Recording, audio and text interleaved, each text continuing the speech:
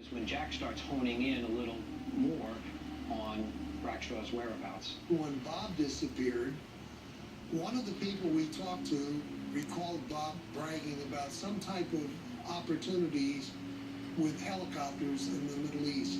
And it didn't take a scientist to figure out the only helicopter operations in the Middle East were in Iran, and it was with Bell Helicopter. In the 1970s, the Shah of Iran was building what would become the third largest helicopter fleet in the world. Bell Helicopter was their primary supplier.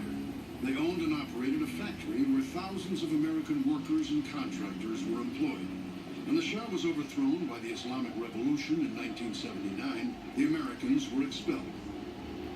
The FBI went out and got a felony fugitive warrant against Rackstraw.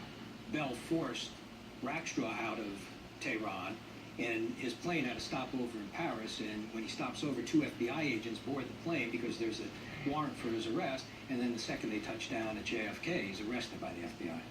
I've never been able to wrap my head around the fact that the FBI got so involved in bringing him back from Iran on these petty state charges. Why would they go to that degree if they weren't at the core of it really interested in him as possibly being D.B. Cooper?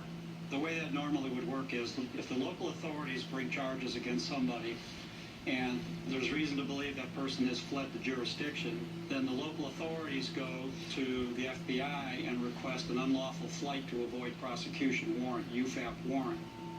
All of that legal procedure to get him out of Iran was based on the California state charges, not in any way connected to Cooper at the time. Right, but aren't those pretty petty charges for the FBI to be going to that extent?